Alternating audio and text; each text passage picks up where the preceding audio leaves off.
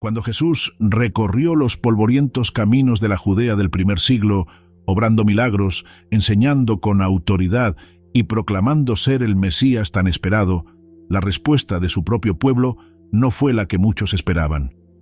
En lugar de una aceptación universal, Jesús enfrentó una intensa oposición por parte de los líderes religiosos.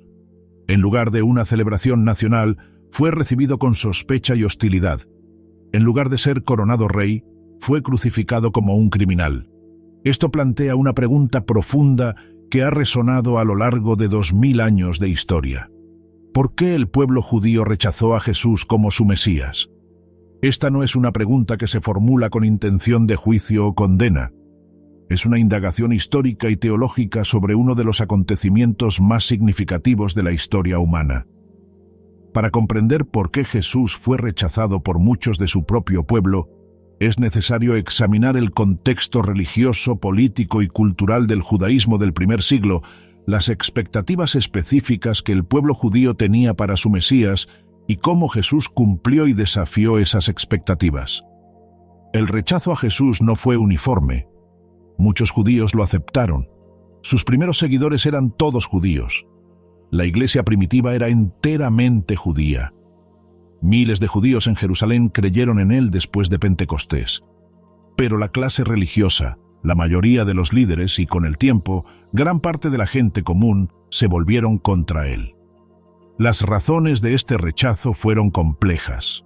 Involucraron disputas teológicas sobre la identidad y las afirmaciones de Jesús. Involucraron preocupaciones políticas sobre la ocupación romana y la supervivencia judía.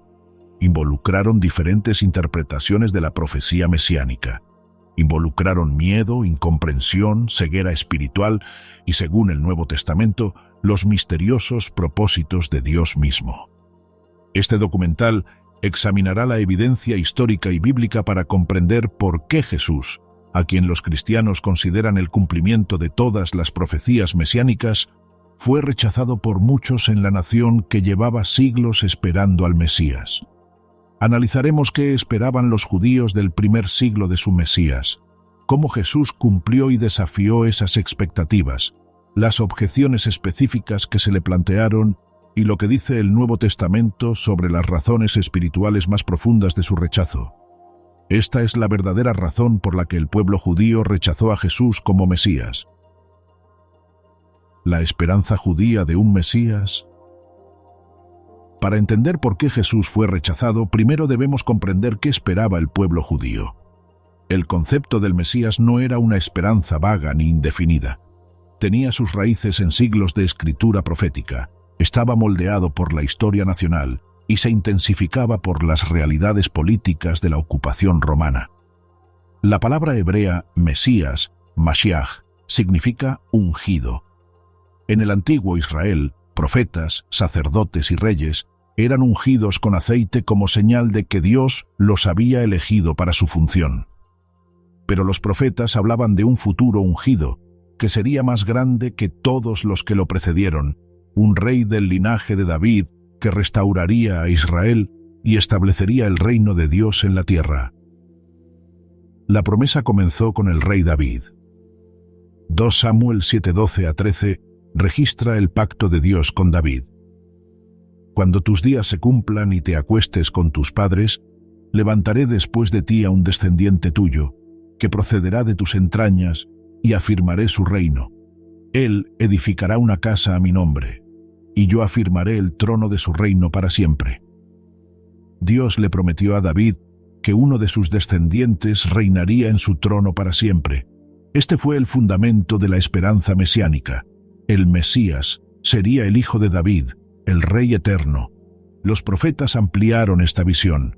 Isaías 9:6-7 profetizó: «Porque nos ha nacido un niño, nos ha sido dado un hijo, y el gobierno estará sobre sus hombros, y se llamará su nombre, Admirable Consejero, Dios fuerte, Padre eterno, Príncipe de paz. Lo dilatado de su gobierno y la paz no tendrán límite sobre el trono de David y sobre su reino, para establecerlo y sostenerlo con justicia y rectitud desde ahora y para siempre». Este rey venidero sería divino, llamado Dios poderoso. gobernaría para siempre con justicia y rectitud. Su reino no tendría fin. Isaías 11:1-4 describe su carácter. Brotará un retoño del tronco de Jesé, y un vástago de sus raíces dará fruto. Y reposará sobre él el espíritu del Señor, espíritu de sabiduría y de inteligencia, espíritu de consejo y de poder, espíritu de conocimiento y de temor del Señor. Y se deleitará en el temor del Señor. No juzgará por lo que ven sus ojos, ni resolverá pleitos por lo que oyen sus oídos, sino que juzgará con justicia a los pobres y decidirá con equidad por los mansos de la tierra. El Mesías estaría lleno del Espíritu de Dios, juzgaría con justicia, defendería a los pobres y oprimidos. Jeremías 23:5-6 añadió: «He aquí que vienen días, declara el Señor, en que suscitaré para David un renuevo justo. Reinará como rey, actuará con sabiduría y practicará el derecho y la justicia en la tierra. En sus días será salvo Judá, e Israel habitará seguro, y este será su nombre: El Señor es nuestra justicia». El Mesías salvaría a Judá. Restauraría la seguridad en Israel, establecería la justicia en toda la tierra. Miqueas 5:2 especificó dónde nacería. «Pero tú, Belén Efrata, pequeña para estar entre las familias de Judá, de ti me saldrá el que será Señor en Israel, y sus salidas son desde el principio, desde los días de la eternidad». El Mesías vendría de Belén, la ciudad natal de David. Sus orígenes serían de tiempos antiguos, lo que sugiere una naturaleza divina o eterna. Estas profecías pintaban la imagen de un rey glorioso que restauraría la fortuna de Israel, derrotaría a sus enemigos, establecería la justicia y gobernaría para siempre. Pero había otras profecías que parecían presentar un panorama diferente. Isaías 53 describe a un siervo sufriente, despreciado y desechado entre los hombres, varón de dolores, experimentado en quebranto, y como uno de quien se esconde el rostro, fue menospreciado, y no lo estimamos. Ciertamente llevó él nuestras enfermedades y sufrió nuestros dolores, y nosotros lo tuvimos por azotado, por herido de Dios y abatido. Pero él fue herido por nuestras transgresiones, molido por nuestras iniquidades. Sobre él recayó el castigo que nos trajo la paz, y por sus heridas fuimos sanados. Esta figura sufriría, sería rechazada, cargaría con los pecados de otros, moriría como sacrificio por las transgresiones. Zacarías 12:10 habla de alguien que sería traspasado, y derramaré sobre la casa de David y sobre los moradores de Jerusalén un espíritu de gracia y de súplica. Y cuando miren a mí, a quien traspasaron, harán duelo como se hace duelo por un hijo único, y llorarán por él como se llora por un primogénito. Daniel 9:26 profetizó que el Mesías sería cortado, y después de las 62 semanas se quitará la vida al ungido y no tendrá nada. Estas profecías planteaban un enigma. ¿Cómo podía el Mesías ser a la vez un rey conquistador y un siervo sufriente? ¿Cómo podía reinar para siempre y ser destruido? ¿Cómo podía establecer su reino y ser rechazado y traspasado? Para el siglo I, la interpretación judía se había centrado principalmente en los aspectos triunfantes y conquistadores de la profecía mesiánica, ignorando o reinterpretando los pasajes del siervo sufriente. Este enfoque selectivo resultaría crucial para comprender por qué Jesús fue rechazado. La situación política en la Judea del siglo I. La expectativa judía de un Mesías no era solo teológica, era profundamente política.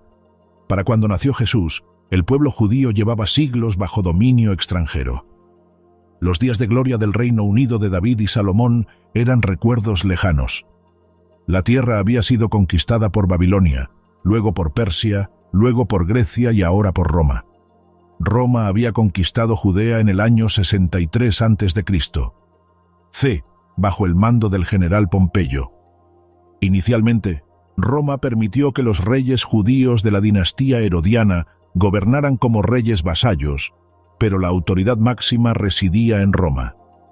Para la época del ministerio de Jesús, Judea estaba bajo el dominio romano directo a través de prefectos como Poncio Pilato, mientras que Galilea estaba gobernada por Herodes Antipas, un títere de Roma. La ocupación romana fue opresiva. Los altos impuestos agotaron la economía. Los soldados romanos mantenían el orden mediante la violencia y la intimidación. El pueblo judío estaba sujeto a la ley romana, obligado a pagar tributo al César, y recordaba constantemente su subyugación mediante la presencia de estandartes romanos y símbolos de culto pagano. El templo, centro de la vida religiosa judía, se presentaba como una paradoja. Herodes el Grande lo había ampliado y embellecido, convirtiéndolo en una de las maravillas arquitectónicas del mundo antiguo. Sin embargo, operaba bajo la supervisión romana. El sumo sacerdote era nombrado por las autoridades romanas y podía ser destituido a su antojo. El impuesto del templo debía pagarse en una moneda especial, y Roma controlaba incluso las vestimentas ceremoniales del sumo sacerdote, usándolas solo para las festividades. Esta situación política intensificó la expectativa mesiánica. El pueblo judío anhelaba un Mesías que hiciera lo que los macabeos habían hecho 2 siglos antes: acabar con la opresión extranjera, restaurar la soberanía judía y restablecer a Israel como una nación independiente bajo el gobierno de Dios. La revuelta macabea de 167 a 160 a.C. expulsó con éxito a los gobernantes greco-sirios y estableció cerca de un siglo de independencia judía. Las historias de Judas Macabeo y sus hermanos derrotando a fuerzas muy superiores mediante la guerra de guerrillas y la intervención divina eran tan recientes que parecían repetibles. Muchos judíos creían que el Mesías sería un nuevo Judas Macabeo, un líder militar y político que uniría a la nación, derrotaría a Roma y restauraría el reino davídico. Esta expectativa fue reforzada por varios grupos judíos, cada uno con su propia visión de cómo el Mesías lograría este objetivo. Los fariseos, el partido religioso más grande e influyente, enfatizaban la observancia de la Torá y creían que el Mesías vendría cuando Israel fuera lo suficientemente justo como para merecer su llegada. Esperaban un rey que reivindicara su devoción religiosa e instaurara la ley de Dios en toda la tierra. Los saduceos, la aristocracia sacerdotal que controlaba el templo, eran más colaboracionistas con Roma. Tenían menos interés en los movimientos mesiánicos, ya que estos amenazaban el statu quo que les permitía mantener el poder. Los esenios, una secta ascética que vivía en comunidades como Qumrán, esperaban una intervención catastrófica en la que Dios destruiría a los malvados y reivindicaría a los justos. Esperaban tanto un Mesías sacerdotal como un Mesías real que purificaría a Israel. Los celotes, un movimiento revolucionario, creían en tomar las armas contra Roma. Esperaban que el Mesías fuera un líder militar que comandaría las fuerzas judías en una revuelta victoriosa. El pueblo llano, agobiado por los impuestos y la opresión, simplemente anhelaba alivio. Quería un rey que los alimentara, los protegiera, curara a sus enfermos y les diera dignidad y libertad.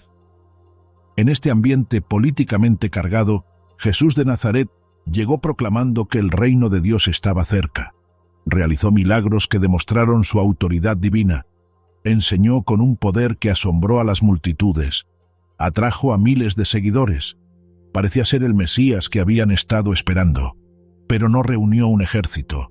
No atacó Roma. No convocó a la revolución. En cambio, habló de amar a los enemigos, poner la otra mejilla y dar al César lo que es del César. Se relacionó con recaudadores de impuestos y pecadores. Desafió al sistema religioso. Habló de un reino espiritual, no político. Esta desconexión entre las expectativas y la realidad resultaría ser una de las principales razones de su rechazo. Las afirmaciones mesiánicas de Jesús.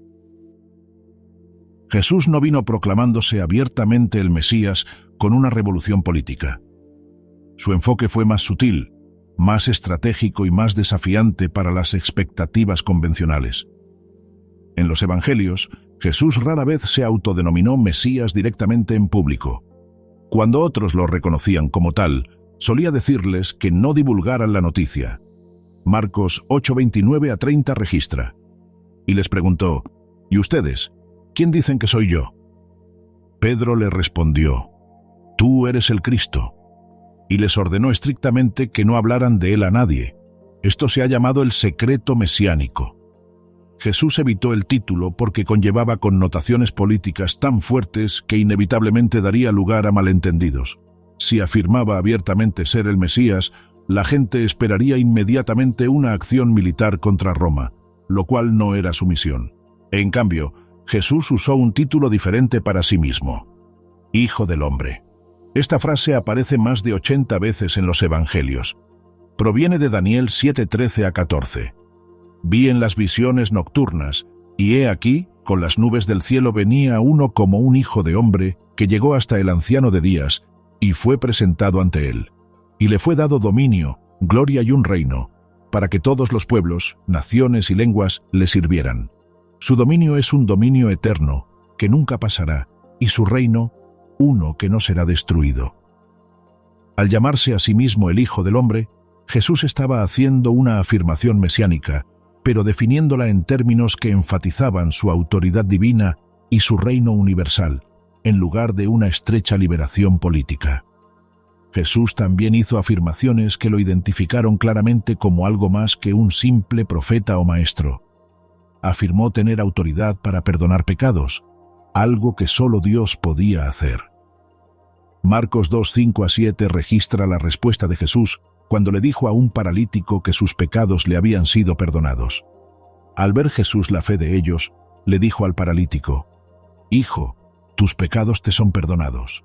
Algunos de los escribas estaban allí sentados y se preguntaban en sus corazones: ¿por qué habla este así? Blasfema. ¿Quién puede perdonar pecados sino solo Dios? Los escribas tenían razón en una cosa: solo Dios puede perdonar pecados. Jesús afirmaba tener autoridad divina. Jesús afirmó ser Señor del sábado. Marcos 2:27-28. Y les dijo: el sábado fue hecho por causa del hombre, y no el hombre por causa del sábado.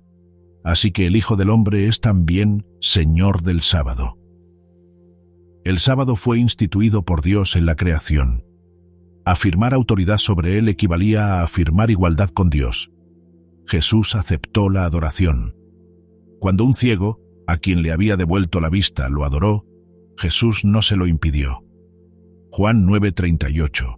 Dijo: creo, Señor, y lo adoró.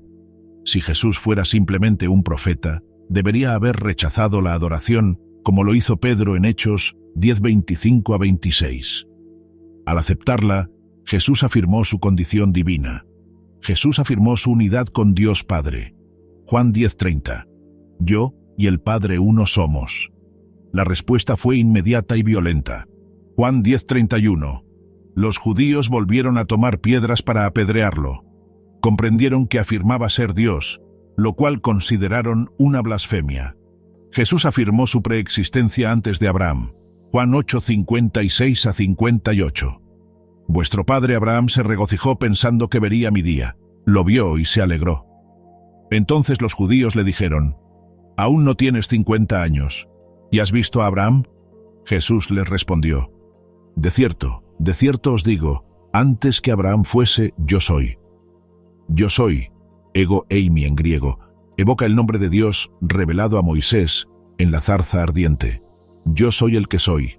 Éxodo 3:14. Jesús estaba proclamando el nombre divino. De nuevo, la respuesta fue violenta. Juan 8:59. Entonces tomaron piedras para arrojárselas.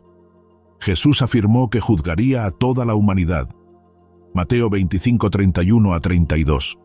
Cuando el Hijo del Hombre venga en su gloria, y todos los ángeles con él, entonces se sentará en su trono glorioso.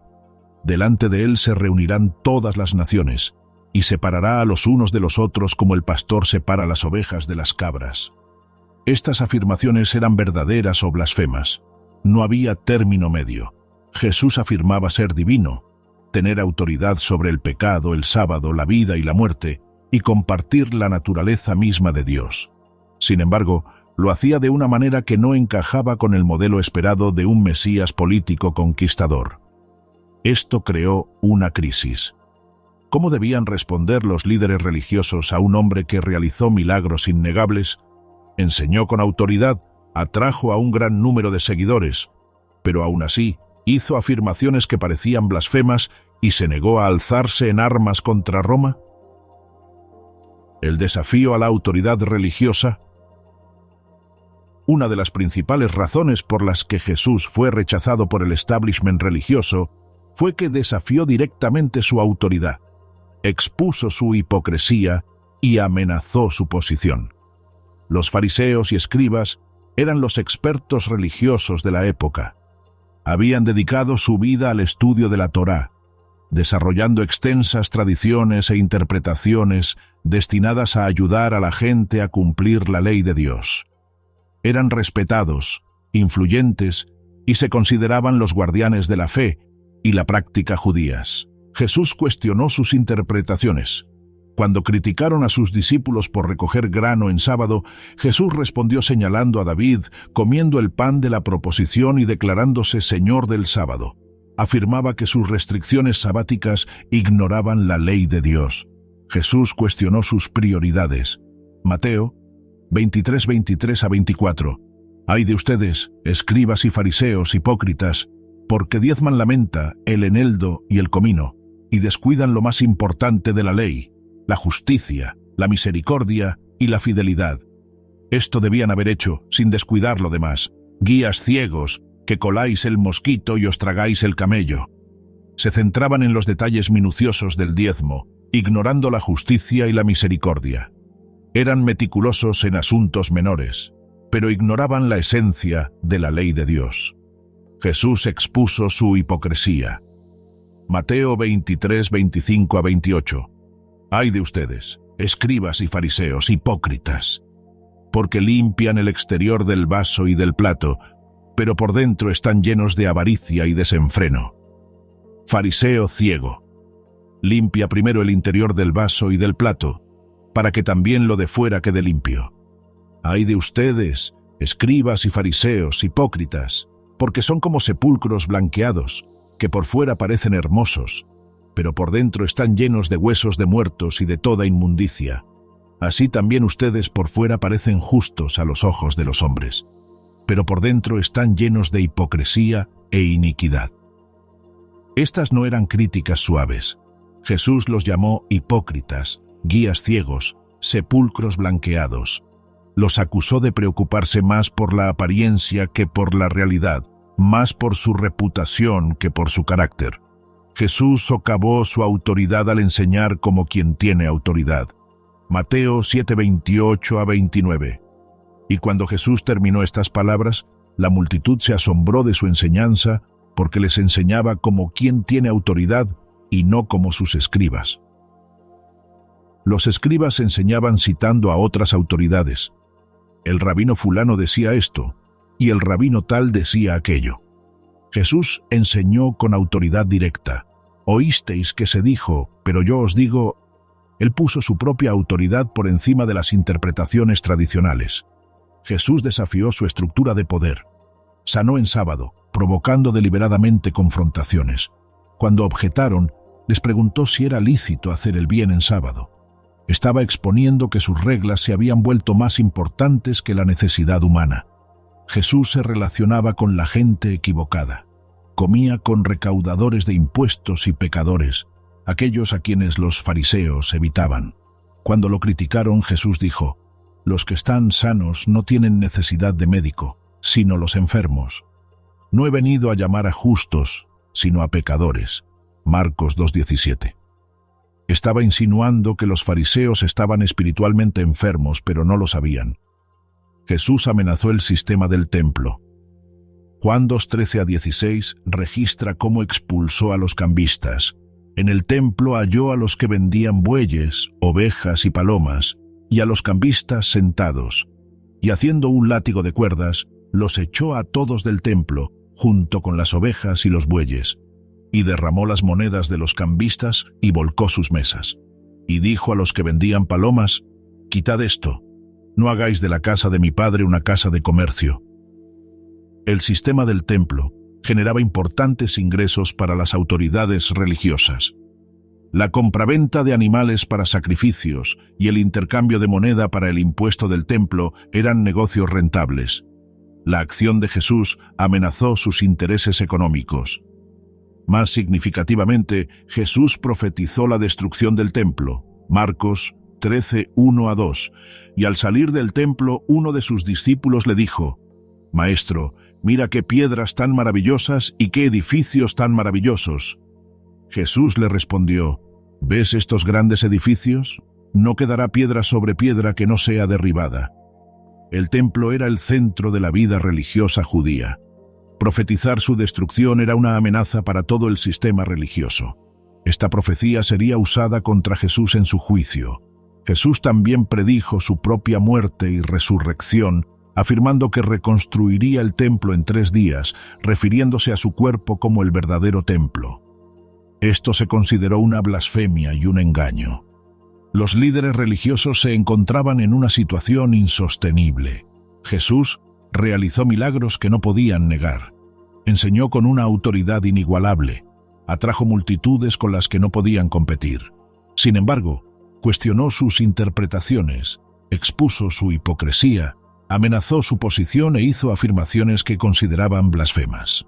Juan 11, 47-48 registra su dilema después de que Jesús resucitó a Lázaro. Entonces los principales sacerdotes y los fariseos convocaron el concilio y dijeron: «¿Qué haremos? Porque este hombre hace muchas señales. Si lo dejamos seguir así, todos creerán en él, y vendrán los romanos y destruirán nuestro lugar santo y nuestra nación». No negaron sus milagros. Reconocieron su creciente influencia, pero temían que, si su movimiento crecía, Roma lo consideraría una rebelión y destruiría el templo y la nación. Era mejor eliminar a un hombre que arriesgarse a una catástrofe nacional. Caifás, el sumo sacerdote, expuso el argumento explícitamente. Juan 11, 49-50. Pero uno de ellos, Caifás, que era sumo sacerdote aquel año, les dijo: «Ustedes no saben nada, ni entienden que les conviene que un solo hombre muera por el pueblo, y no que perezca toda la nación». Esto era un cálculo político disfrazado de deber religioso. Había que detener a Jesús no necesariamente porque estuviera equivocado, sino porque era peligroso para sus intereses y para la supervivencia nacional bajo la ocupación romana. El problema del origen de Jesús y sus asociados, más allá de las disputas teológicas y las amenazas a la autoridad, existían objeciones prácticas a Jesús que influyeron en su percepción. Estas objeciones se relacionaban con su origen, su familia y sus relaciones. Jesús provenía de Nazaret, un pequeño pueblo de Galilea. Cuando Felipe le dijo a Natanael que había encontrado al Mesías, Jesús de Nazaret, la respuesta de Natanael fue desdeñosa. ¿De Nazaret puede salir algo bueno? Juan 1:46. Nazaret carecía de relevancia bíblica. No produjo profetas y no tenía fama de erudito ni de piadoso. La propia Galilea era menospreciada por muchos en Judea. Estaba en la frontera norte, mezclada con poblaciones gentiles, y sus residentes eran considerados menos sofisticados y con menor educación religiosa que los de Jerusalén y Judea. Incluso se burlaban del acento de los galileos. Durante el juicio de Jesús, el acento galileo de Pedro lo delató. «Ciertamente tú también eres uno de ellos, pues tu acento te delata». Mateo 26:73. Los líderes religiosos de Jerusalén cuestionaban si un profeta, y mucho menos el Mesías, podía venir de Galilea. Juan 7:41-42. Otros decían: «Este es el Cristo», pero otros decían: «¿De Galilea ha de venir el Cristo? ¿No dice la Escritura que el Cristo viene de la descendencia de David y de Belén, la aldea de donde era David?» Tenían razón al afirmar que las Escrituras profetizaban que el Mesías vendría de Belén y sería del linaje de David, pero, al parecer, no sabían o no creían que Jesús hubiera nacido en Belén, solo lo conocían como Jesús de Nazaret. La familia de Jesús tampoco era destacable. Su padre terrenal, José, era carpintero, un oficio respetable pero humilde. Cuando Jesús enseñaba en la sinagoga de Nazaret, la gente preguntaba: ¿No es este el carpintero, hijo de María y hermano de Jacobo, José, Judas y Simón? ¿Y no están sus hermanas aquí con nosotros? Marcos 6:3. Su familiaridad con su familia común los hacía escépticos ante sus extraordinarias afirmaciones. Marcos 6:4 registra la respuesta de Jesús.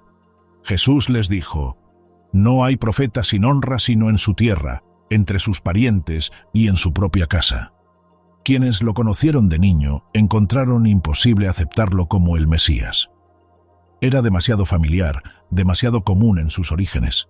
Los discípulos de Jesús también eran problemáticos desde la perspectiva del establishment. No eran eruditos ni expertos religiosos. La mayoría eran pescadores galileos, hombres de clase trabajadora sin educación religiosa formal. Mateo era recaudador de impuestos, considerado traidor por recaudar impuestos para Roma. A Simón lo llamaban el celote, lo que posiblemente indicaba su vinculación con movimientos revolucionarios. Ninguno de los miembros del círculo íntimo de Jesús provenía de familias sacerdotales ni de la clase educada de los escribas.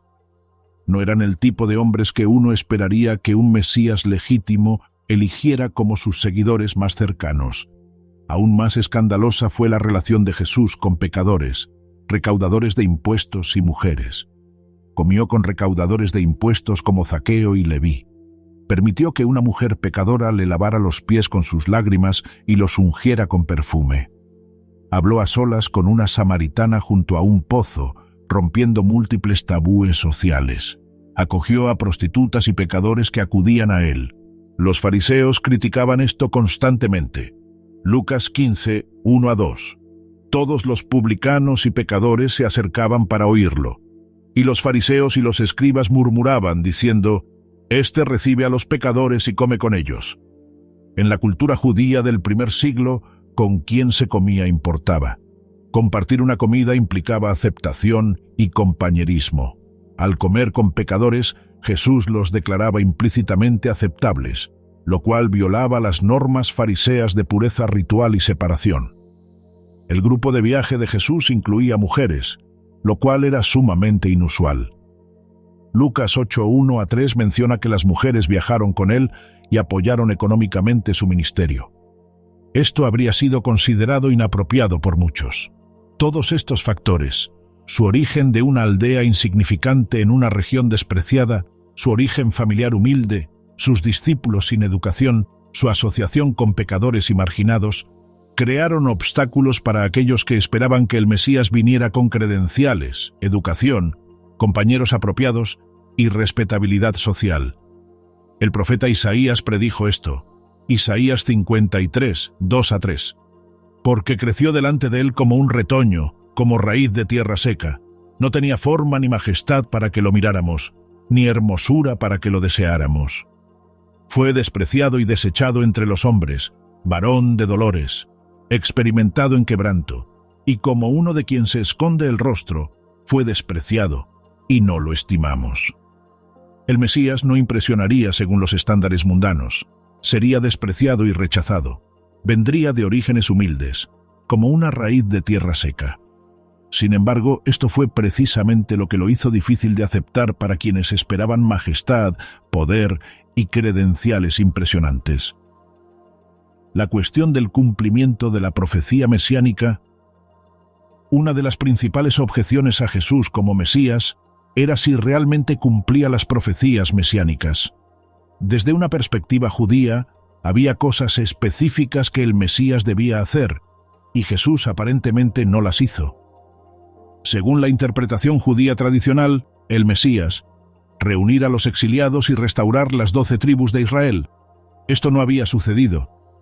Las 10 tribus del norte, perdidas en el cautiverio asirio, no habían regresado. Los judíos seguían dispersos por todo el imperio romano. Reconstruir el templo. El templo seguía en pie, así que no había nada que reconstruir. Cuando Jesús habló de destruir y reconstruir el templo, su significado fue malinterpretado y en cualquier caso el templo físico permaneció, traer la paz mundial y poner fin a todas las guerras. Isaías 2:4 profetizó: «Juzgará entre las naciones y decidirá los pleitos de muchos pueblos. y forjarán sus espadas en rejas de arado y sus lanzas en hoces. No alzará espada nación contra nación, ni se adiestrarán más para la guerra. Esto claramente no había sucedido. Roma seguía gobernando mediante el poder militar. Las guerras continuaban. Hacer que todas las naciones reconocieran y adoraran al Dios de Israel. Las naciones paganas seguían adorando a sus dioses. Roma seguía imponiendo el culto al emperador. El mundo no se había vuelto al único Dios verdadero. Marcar el comienzo de una era de conocimiento universal de Dios. Jeremías 31:34 profetizó: «Y ya no enseñará nadie a su prójimo ni a su hermano diciendo, conoce al Señor, porque todos me conocerán, desde el más pequeño hasta el más grande, declara el Señor». Este conocimiento universal no había llegado. Traerá la resurrección física de los muertos. Algunas tradiciones judías esperaban la resurrección de los justos cuando viniera el Mesías. Desde esta perspectiva, Jesús no había cumplido la misión mesiánica. Murió sin derrotar a Roma, sin reunir a los exiliados, sin traer la paz mundial, sin lograr que todas las naciones adoraran a Dios. Por lo tanto, no podía ser el Mesías. La respuesta cristiana fue que estas objeciones malinterpretaban la naturaleza y el momento del cumplimiento mesiánico. Jesús sí cumplió la profecía, pero de maneras que requerían discernimiento espiritual. En primer lugar, muchas profecías específicas acerca del Mesías se cumplieron en Jesús, nacido en Belén, Miqueas 5:2, cumplido en Mateo 2:1. Nacido de una virgen, Isaías 7:14, cumplido en Mateo 1:23, del linaje de David. Jeremías 23:5, cumplido en Mateo 1:1. Llamados a salir de Egipto. Oseas 11:1, cumplido en Mateo 2:15, precedido por un mensajero. Malaquías 3:1, cumplido en Juan el Bautista. Entró en Jerusalén en un burro. Zacarías 9:9, cumplido en Mateo 21:5, traicionado por 30 piezas de plata. Zacarías 11:12-13, cumplido en Mateo 26:15, silencio ante los acusadores. Isaías 53:7, cumplido en Mateo 27:12-14, crucificado con los criminales. Isaías 53:12, cumplido en Marcos 15:27-28, echaron suertes sobre sus vestiduras. Salmo 22:18, cumplido en Juan 19:24, traspasado. Zacarías 12:10, cumplido en Juan 19:34, enterrado en la tumba de un hombre rico. Isaías 53:9, cumplido en Mateo 27:57-60. En segundo lugar, la afirmación cristiana era que la primera venida de Jesús abordó los aspectos espirituales de la redención, venciendo el pecado y la muerte mediante su sacrificio y resurrección. La restauración política y física vendría en su segunda venida. El Nuevo Testamento presenta un cumplimiento de la profecía mesiánica en dos etapas. Jesús vino primero como el siervo sufriente de Isaías 53, muriendo por los pecados de la humanidad. Regresará como el rey conquistador de Apocalipsis 19, estableciendo su reino visible en la tierra. Este concepto de un Mesías sufriente que moriría antes de reinar no era la expectativa dominante en el judaísmo del primer siglo, aunque existían algunos indicios en las Escrituras y el pensamiento rabínico. La mayoría esperaba la venida única de un Mesías victorioso que establecería inmediatamente su reino. Cuando Jesús no cumplió con estas expectativas, cuando sufrió, murió y fue sepultado sin derrocar a Roma ni establecer un gobierno visible, muchos concluyeron que no podía ser el Mesías. La resurrección lo cambió todo para quienes la creyeron, pero para quienes rechazaron los relatos de la resurrección, Jesús fue simplemente otro aspirante mesiánico fracasado. Los primeros cristianos judíos sostenían que Jesús efectivamente había cumplido todas las profecías correctamente entendidas. El problema no residía en Jesús, sino en las expectativas. Las profecías sobre el sufrimiento y la muerte habían estado presentes desde el principio en Isaías 53 y el Salmo 22, pero se habían pasado por alto o reinterpretado porque no encajaban con la imagen deseada de un libertador político conquistador. La crucifixión y su escándalo. Quizás el mayor obstáculo para aceptar a Jesús como Mesías fue su forma de morir. El Mesías debía conquistar, no ser conquistado. Debía ejecutar juicio, no ser ejecutado. Debía gobernar desde el trono de David, no morir en una cruz romana. La crucifixión era la forma de ejecución más vergonzosa y degradante del mundo romano. Estaba reservada para esclavos, rebeldes y los peores criminales. Su propósito no era solo matar, sino humillar y aterrorizar. Las víctimas eran desnudadas, golpeadas y exhibidas públicamente en su agonía. Para los judíos, la crucifixión conllevaba un horror teológico adicional. Deuteronomio 21:23 declaraba: «Maldito sea el ahorcado». Cualquiera que muriera colgado de un madero estaba bajo la maldición de Dios. La crucifixión, es decir, ser colgado en una cruz de madera, entraba en esta categoría. ¿Cómo pudo el Mesías, el ungido de Dios, ser maldecido por Dios? ¿Cómo pudo el Salvador de Israel morir como un criminal maldito? La sola idea era contradictoria, blasfemia, absurda. Pablo reconoció este tropiezo en 1 Corintios 1:23. Pero nosotros predicamos a Cristo crucificado, escándalo para los judíos y locura para los gentiles. La cruz fue el mayor obstáculo para la aceptación judía de Jesús. Parecía demostrar que no era el Mesías, sino un impostor fracasado, justamente condenado y maldecido por Dios. La forma en que murió Jesús también planteó dudas sobre su poder. Si podía hacer milagros, sanar enfermos, resucitar muertos y calmar tormentas, ¿por qué no podía salvarse a sí mismo? Sus enemigos se burlaron de él con esta misma pregunta. Mateo 27:40-42. Tú que derribas el templo y en 3 días lo reconstruyes, sálvate a ti mismo. Si eres hijo de Dios, desciende de la cruz. Así también los principales sacerdotes, con los escribas y los ancianos, se burlaban de él diciendo: a otros salvó, a sí mismo no se puede salvar, es el Rey de Israel, que descienda ahora de la cruz, y creeremos en él. La burla reveló su prueba. Si Jesús descendía de la cruz, creerían, pero no descendió, murió. Y para ellos esto demostró que no era el Mesías. Los propios discípulos lucharon con la crucifixión. Camino a Emaús, después de la resurrección, 2 discípulos explicaron su confusión a Jesús, a un desconocido. Pero nosotros esperábamos que Él era el que había de redimir a Israel. Lucas 24:21. En pasado, habían tenido esperanza. La crucifixión destruyó esa esperanza. Un Mesías muerto era un Mesías fracasado. La afirmación cristiana de que la crucifixión fue en realidad el medio de redención, que el Mesías tuvo que sufrir y morir para expiar el pecado, que la maldición que cargó fue la maldición de la humanidad transferida a él, todo esto requirió una reinterpretación radical de la expectativa mesiánica. Requirió ver Isaías 53 no como una metáfora, sino como una descripción literal de la misión del Mesías. Requirió comprender que la redención del pecado era más fundamental que la redención de Roma. Esto fue demasiado para muchos. Era mejor rechazar a Jesús como un Mesías fracasado que aceptar que el plan de Dios implicaba que su ungido muriera como un criminal en una cruz romana. El papel de la ceguera espiritual. El Nuevo Testamento no atribuye el rechazo de Jesús únicamente a un error político ni a un desacuerdo teológico.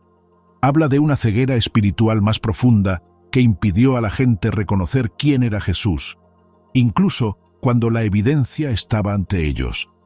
Jesús mismo habló de esta ceguera. Después de enseñar en parábolas, sus discípulos le preguntaron por qué hablaba a las multitudes en parábolas. Mateo 13:13-15. Por eso les hablo en parábolas, porque viendo no ven, y oyendo no oyen, ni entienden. De hecho, en su caso se cumple la profecía de Isaías que dice: oirán, pero no entenderán, verán, pero no percibirán, porque el corazón de este pueblo se ha entorpecido, y con los oídos apenas oyen, y han cerrado los ojos, para que no vean con los ojos, ni oigan con los oídos, ni entiendan con el corazón, y se conviertan, y yo los sane. El problema no fue la falta de pruebas, sino el rechazo deliberado. Habían cerrado los ojos, endurecido sus corazones y tapado sus oídos. La verdad estaba disponible, pero se negaron a verla. El Evangelio de Juan enfatiza este tema repetidamente. Juan 1:10-11. En el mundo estaba, y el mundo por medio de él fue hecho, pero el mundo no lo conoció. Vino a lo suyo, y los suyos no lo recibieron. A pesar de haber creado el mundo, Jesús no fue reconocido por él. A pesar de haber venido a su pueblo, éste no lo recibió. Después de que Jesús realizó la señal milagrosa de alimentar a 5.000 personas con 5 panes y 2 peces, muchos lo siguieron porque querían más pan, no porque entendieran quién era. Jesús les dijo: «Me buscan, no porque vieron señales, sino porque comieron de los panes y se saciaron». Juan 6:26. Vieron el milagro, pero no entendieron su significado. Incluso después de ver múltiples señales y prodigios, muchos se negaron a creer. Juan 12:37-40.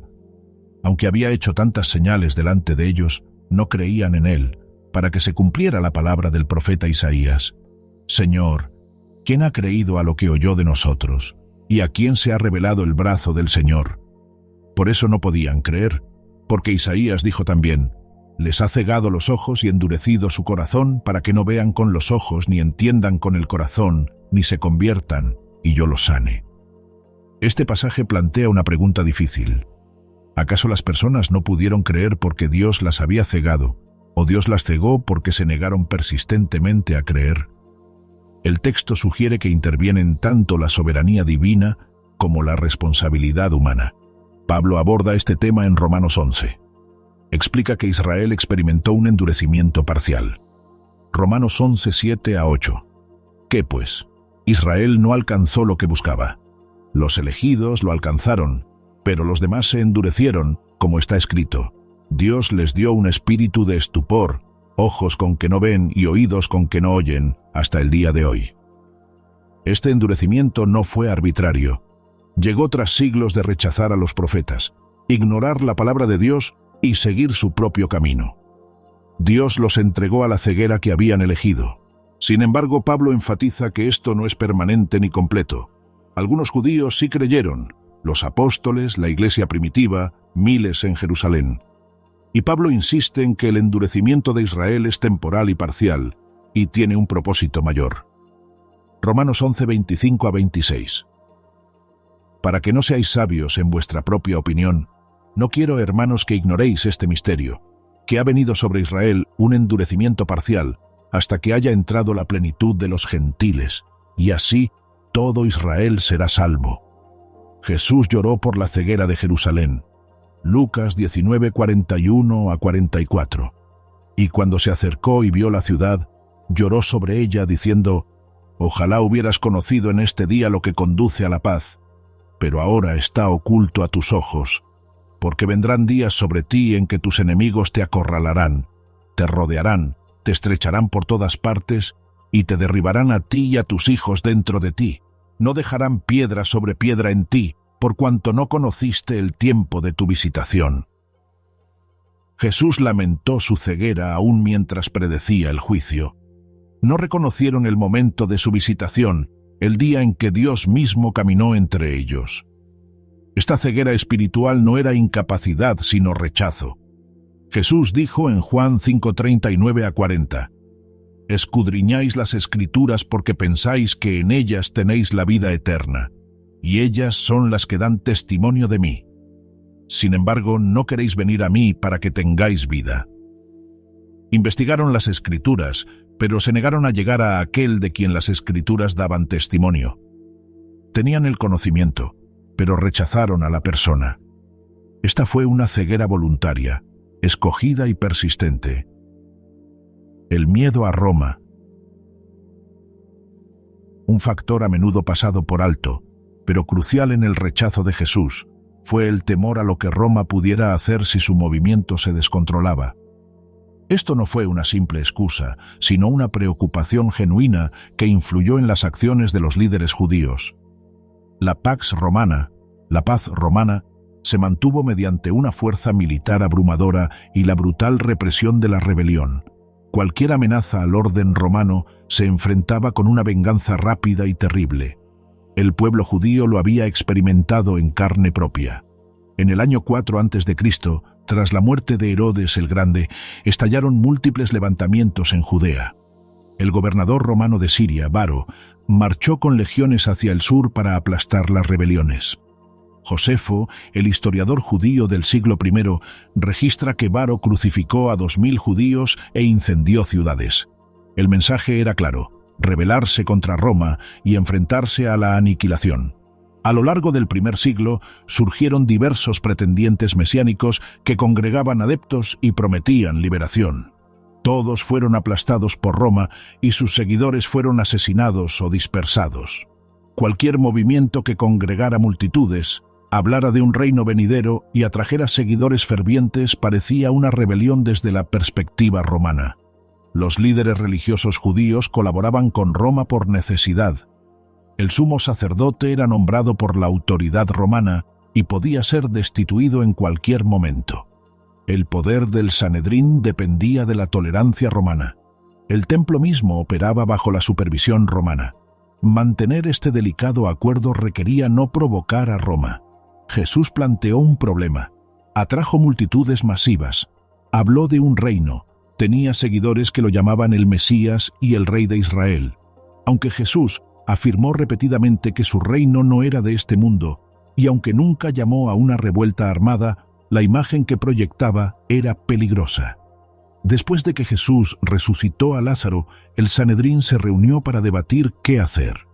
Juan 11:47-48. Entonces los principales sacerdotes y los fariseos convocaron el concilio y dijeron: ¿qué haremos? Porque este hombre hace muchas señales. Si lo dejamos seguir así, todos creerán en él, y vendrán los romanos y destruirán nuestro lugar santo y nuestra nación. Su temor era específico y razonable. Si todos creían en Jesús, si su movimiento se convertía en una masa de seguidores, Roma lo consideraría una rebelión. Los romanos vendrían y destruirían el templo, nuestro lugar y la nación. Era mejor eliminar a un hombre que arriesgarse a la destrucción nacional. Caifás lo dejó claro. Juan 11:49-50. Pero uno de ellos, Caifás, el sumo sacerdote aquel año, les dijo: ustedes no saben nada, ni entienden que les conviene que un solo hombre muera por el pueblo, y no que perezca toda la nación. Este fue un cálculo político frío: sacrificar a Jesús para preservar la nación. Juan añade una nota teológica: no dijo esto por su propia cuenta, sino que, siendo sumo sacerdote aquel año, profetizó que Jesús moriría por la nación.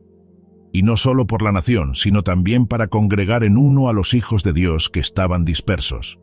Juan 11:51-52. Caifás habló mejor de lo que creía.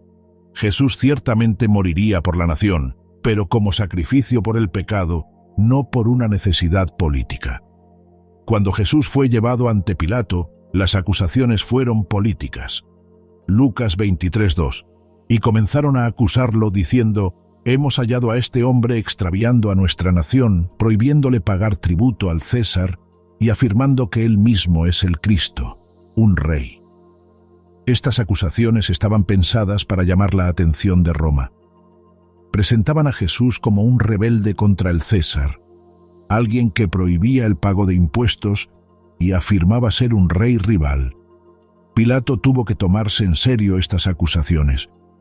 La ironía es que Jesús había dicho explícitamente que se le diera al César lo que es del César, Mateo 22:21. Había evitado una revuelta política. Se había negado cuando las multitudes intentaron hacerlo rey por la fuerza, Juan 6:15. Le dijo a Pilato: mi reino no es de este mundo. Si mi reino fuera de este mundo, mis servidores habrían peleado. Juan 18:36.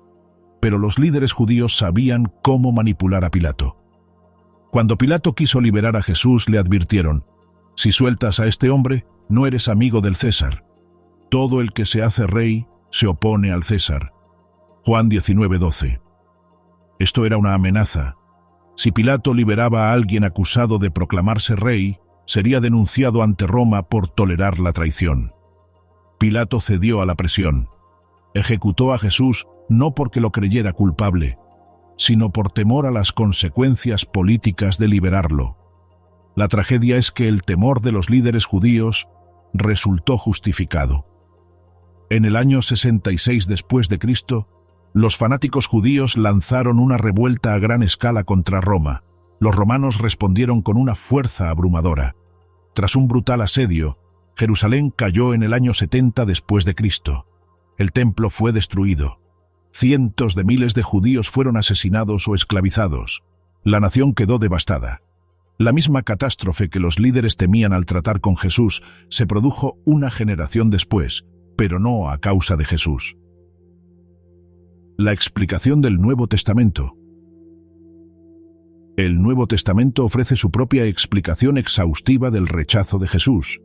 Si bien reconoce factores humanos, disputas teológicas, temores políticos y expectativas malinterpretadas, en última instancia señala realidades espirituales más profundas relacionadas con el pecado, Satanás y los propósitos divinos. Según el Nuevo Testamento, el rechazo de Jesús no fue principalmente un fracaso intelectual, sino moral y espiritual. Los seres humanos, en su condición pecaminosa, se resisten naturalmente a la luz de la verdad divina. Juan 3, 19-20. Y este es el juicio. La luz vino al mundo, y los hombres amaron más las tinieblas que la luz, porque sus obras eran malas. Porque todo el que hace lo malo aborrece la luz, y no viene a la luz, para que sus obras no sean expuestas. La gente rechazó a Jesús no porque las pruebas fueran insuficientes, sino porque aceptarlo implicaba admitir su pecado y someterse a su autoridad. Era más fácil permanecer en una cómoda oscuridad que adentrarse en la luz reveladora. El Nuevo Testamento también atribuye a Satanás el papel de cegar a la gente ante la verdad. 2 Corintios 4, 3-4. Y si nuestro evangelio está aún encubierto, lo está para los que se pierden. En el caso de ellos, el Dios de este siglo cegó el entendimiento de los incrédulos, para que no les resplandezca la luz del evangelio de la gloria de Cristo, el cual es la imagen de Dios. Satanás, llamado el Dios de este mundo, trabaja activamente para impedir que la gente vea y acepte la verdad sobre Jesús. La guerra espiritual se desarrolló durante el ministerio terrenal de Jesús y continúa hoy.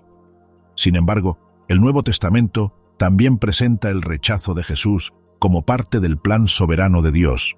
La crucifixión, aunque llevada a cabo por hombres malvados, fue ordenada por Dios para la salvación de la humanidad. Hechos 2:23.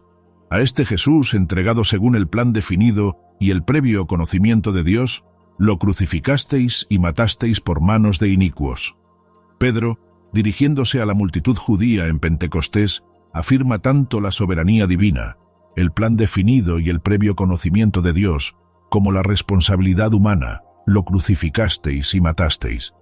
Hechos 4:27-28. Porque verdaderamente en esta ciudad se unieron contra tu santo Hijo Jesús, a quien ungiste Herodes y Poncio Pilato con los gentiles y el pueblo de Israel, para hacer cuanto tu mano y tu consejo habían antes determinado que sucediera. La conspiración contra Jesús, que involucró a los líderes judíos, Herodes, Pilato, los gentiles y el pueblo de Israel, logró exactamente lo que Dios había predestinado. Sus malas intenciones sirvieron a los propósitos redentores de Dios. Esto no excusa su culpa. El sermón de Pedro en Hechos 2 afirma el plan de Dios y llama al pueblo a arrepentirse de su participación en la crucifixión de Jesús. La soberanía divina y la responsabilidad humana coexisten en toda la Escritura.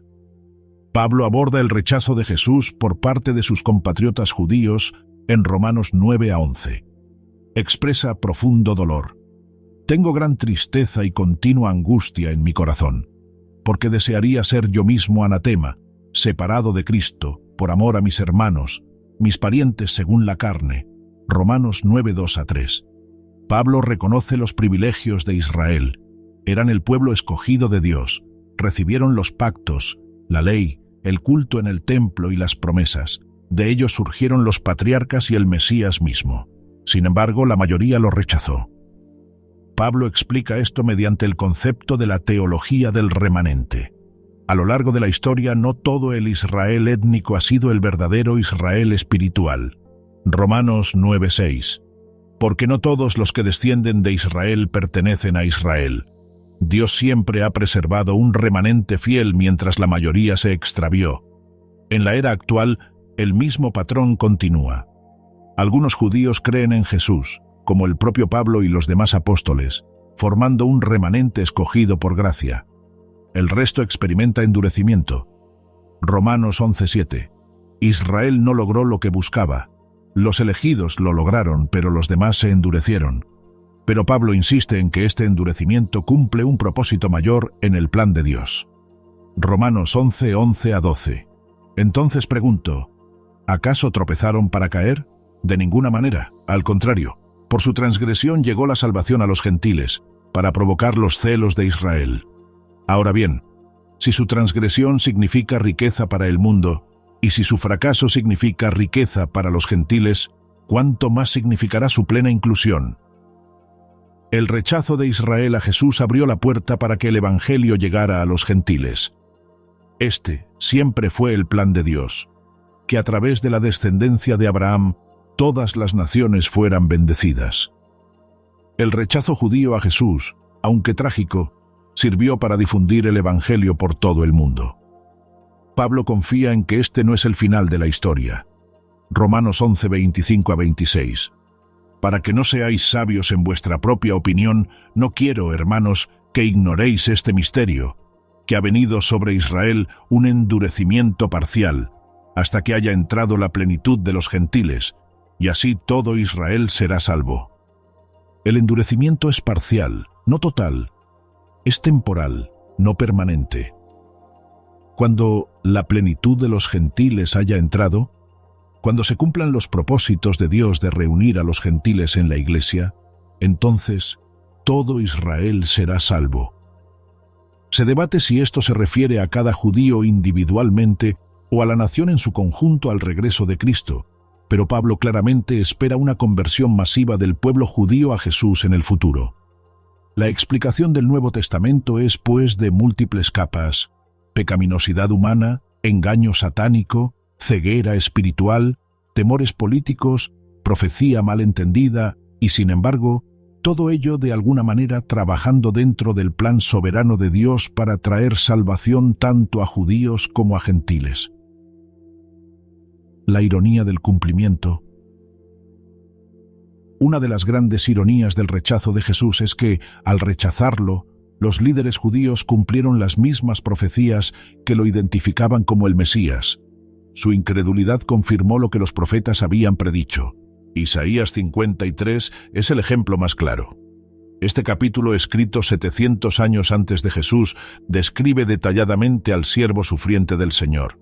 Sin embargo, comienza con una predicción de rechazo. ¿Quién ha creído a lo que oímos de nosotros? ¿Y a quién se ha revelado el brazo del Señor? Isaías 53:1. El profeta sabía que el mensaje sería rechazado. Predijo que la gente no creería ni siquiera al ver el poder de Dios revelado. Esto fue exactamente lo que le ocurrió a Jesús. Isaías 53 continúa: despreciado y desechado entre los hombres, varón de dolores, experimentado en quebranto, y como que se esconde de él el rostro, fue menospreciado, y no lo estimamos. Isaías 53:3. El Mesías sería despreciado y rechazado. Esto no fue un fracaso de la profecía, sino su cumplimiento. Al rechazar a Jesús, los líderes judíos demostraron que Él era quien Isaías describió. El siervo sufriente sería malinterpretado. Isaías 53:4. Ciertamente llevó Él nuestras enfermedades y sufrió nuestros dolores, y nosotros lo tuvimos por azotado, por herido de Dios y abatido. La gente pensaría que su sufrimiento era el castigo de Dios por sus propios pecados. Esto es exactamente lo que sucedió. Cuando Jesús colgaba de la cruz, sus enemigos se burlaron de él, calificándolo de maldito por Dios. Pensaban que su muerte demostraba que no era el Mesías. En realidad, él cargaba con nuestros pecados, nuestras penas y nuestras tristezas. Isaías 53, 5-6. Mas él herido fue por nuestras transgresiones, molido por nuestras iniquidades. Sobre él recayó el castigo de nuestra paz, y por su llaga fuimos sanados. Todos nosotros nos descarriamos como ovejas, cada cual se apartó por su camino. Pero el Señor cargó en él la iniquidad de todos nosotros. El sufrimiento fue sustituto. Cargó con el castigo por los pecados de otros. Sus heridas trajeron sanidad. El Señor cargó sobre él los pecados de todos. Isaías 53, 7-9. Oprimido y afligido, no abrió la boca, como cordero llevado al matadero, y como oveja que ante sus trasquiladores permanece muda, no abrió la boca. Por opresión y juicio fue arrebatado. Y en cuanto a su generación, ¿quién supo que fue cortado de la tierra de los vivientes, herido por la transgresión de mi pueblo? Y dispusieron su sepultura con los impíos, y con el rico en su muerte, aunque no había cometido violencia ni había engaño en su boca. Guardaría silencio ante sus acusadores, lo cual se cumplió cuando Jesús compareció ante Pilato. Sería asesinado injustamente, lo cual se cumplió en su crucifixión. Sería enterrado con los malvados, pero terminaría en la tumba de un hombre rico, lo cual se cumplió cuando José de Arimatea, un hombre adinerado, le proporcionó su propia tumba a Jesús. Isaías 53, 10-11. Sin embargo, la voluntad del Señor fue quebrantarlo, lo sujetó a padecimiento. Cuando su alma ofrezca expiación por la culpa, verá descendencia, prolongará sus días. La voluntad del Señor prosperará en su mano. De la angustia de su alma verá y quedará satisfecho. Por su conocimiento, el justo, mi siervo, justificará a muchos y cargará con las iniquidades de ellos. Su sufrimiento fue la voluntad de Dios. Su muerte fue una ofrenda por la culpa del pecado. Sin embargo, él vería descendencia y prolongaría sus días, lo que indicaba la resurrección y la vida eterna. Mediante su conocimiento, de su misión y sacrificio, muchos serían justificados. El Salmo 22, escrito por David 1000 años antes de Cristo, describe la crucifixión con detalle, aunque ésta aún no se había inventado cuando David lo escribió. El Salmo comienza con las mismas palabras que Jesús pronunció desde la cruz. Dios mío, ¿por qué me has abandonado? Salmo 22, 1. Mateo 27, 46. Salmo 22, 6-8. Pero yo soy un gusano y no un hombre, escarnecido por la humanidad y despreciado por el pueblo.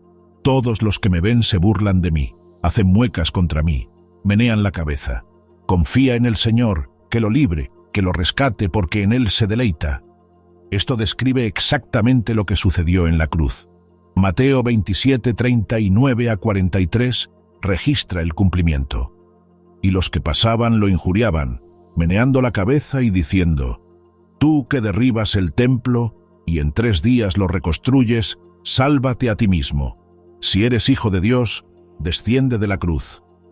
Así también los principales sacerdotes, con los escribas y los ancianos, se burlaban de él diciendo: A otros salvó, a sí mismo no se puede salvar.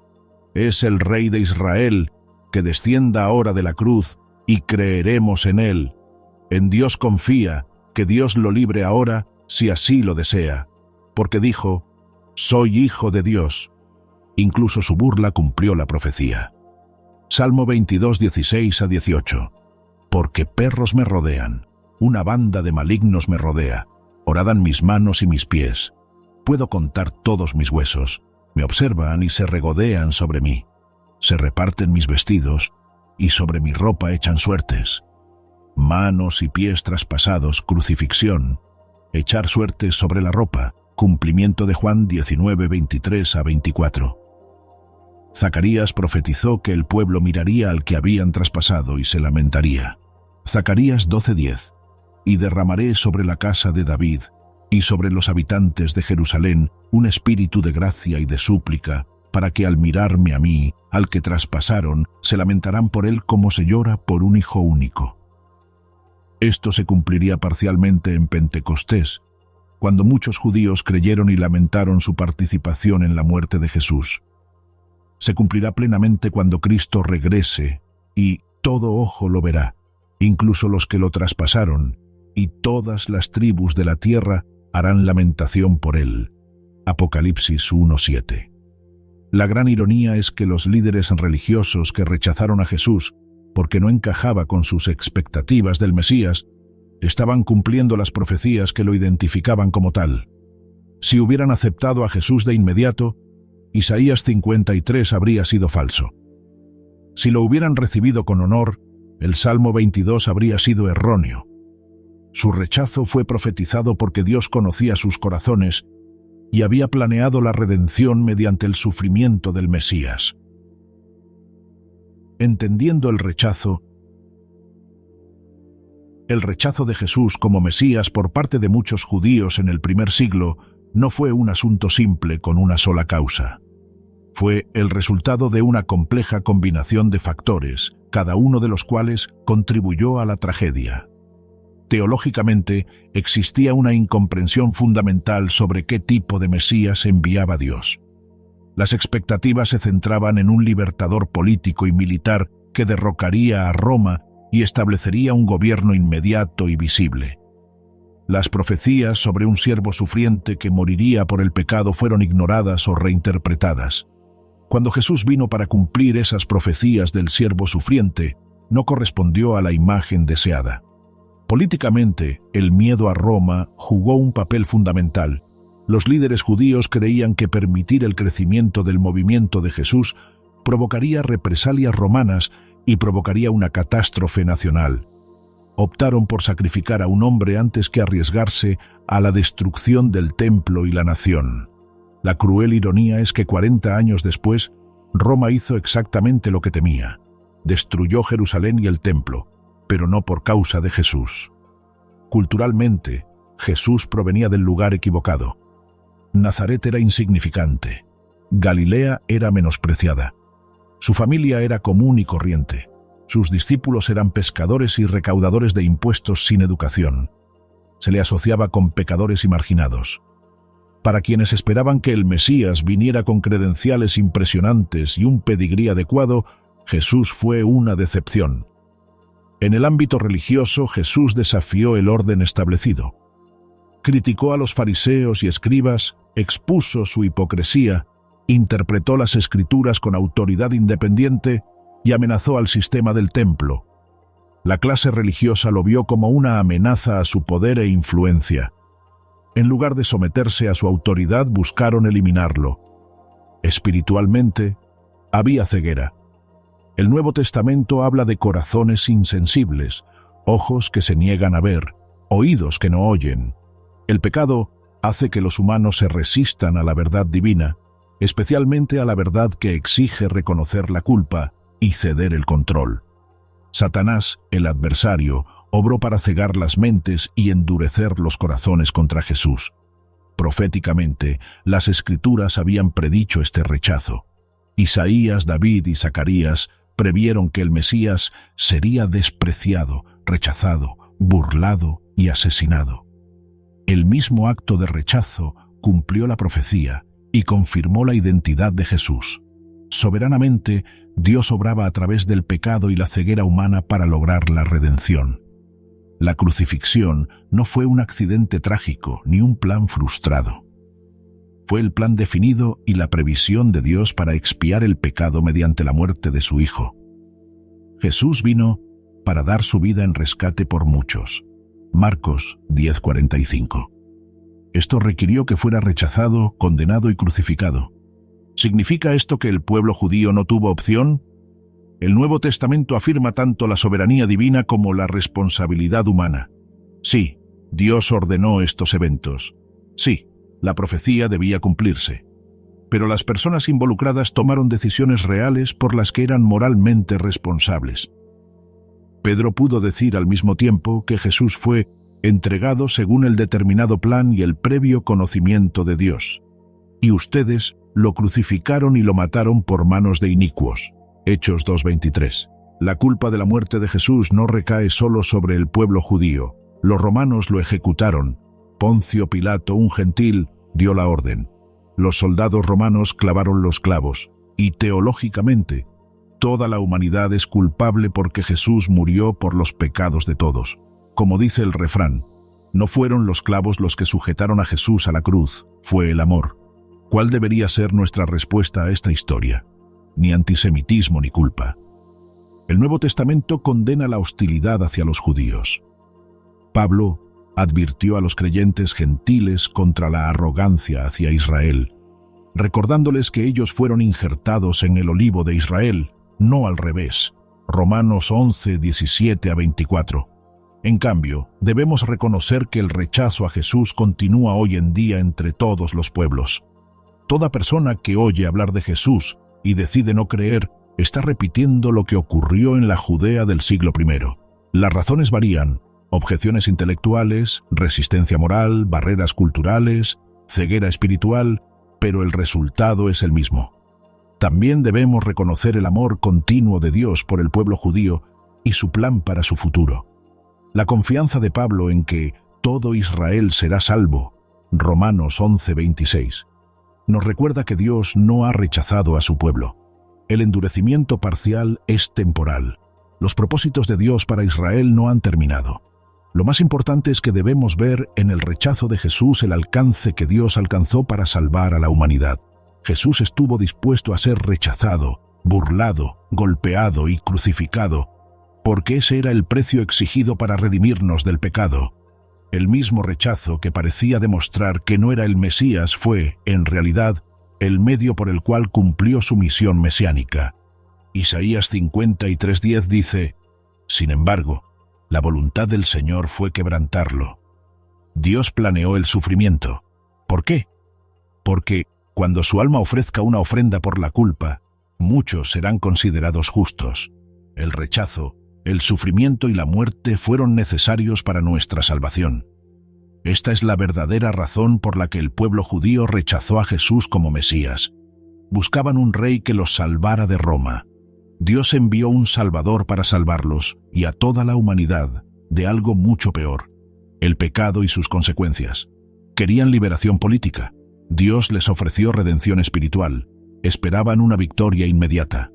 El plan de Dios implicaba sufrimiento antes de la gloria, muerte antes de la resurrección, la cruz antes de la corona. El rechazo judío de Jesús en el primer siglo fue trágico, pero no definitivo. Miles de judíos creyeron. La iglesia primitiva era enteramente judía. Y el Nuevo Testamento anhela el día en que el velo se levantará, los ojos se abrirán y quienes escucharon por primera vez el mensaje «ha resucitado» reconocerán a su Mesías y Rey. Hasta ese día, la pregunta persiste para cada individuo, judío o gentil por igual: ¿quién dices que es Jesús? La misma evidencia disponible en el primer siglo está disponible hoy. Las mismas profecías que se cumplieron entonces dan testimonio ahora. La misma decisión que enfrentó la gente en Jerusalén nos enfrenta a nosotros. ¿Rechazaremos a Jesús porque no cumple nuestras expectativas? ¿O lo aceptaremos tal como es? El siervo sufriente que se convirtió en el rey reinante, el Mesías crucificado que venció a la muerte, la piedra rechazada que se convirtió en la piedra angular del reino eterno de Dios. La verdadera razón del rechazo en el primer siglo es la misma que la de hoy. Jesús exige que sometamos nuestra voluntad a la suya, reconozcamos nuestro pecado y confiemos plenamente en Él. Esto siempre ha sido difícil. Esto siempre separará a quienes creen de quienes no. Pero para quienes lo aceptan, Jesús ofrece lo que ningún Mesías político jamás podría ofrecer: perdón de pecados, reconciliación con Dios, vida eterna y un reino sin fin. Este fue el plan de Dios desde el principio. Por eso vino Jesús, por eso fue rechazado, y por eso resucitó de entre los muertos, para demostrar que los caminos de Dios son superiores a los nuestros, que la redención se logra a través del sufrimiento, y que la muerte misma no puede detener los propósitos de Dios. El pueblo judío del primer siglo esperaba al Mesías. Llegó, pero no como esperaban. Muchos lo rechazaron. Pero la historia no terminó ahí. Continúa hasta el día de hoy, y no terminará hasta que se cumpla toda profecía, toda rodilla se doble, y toda lengua confiese que Jesucristo es el Señor, para gloria de Dios Padre.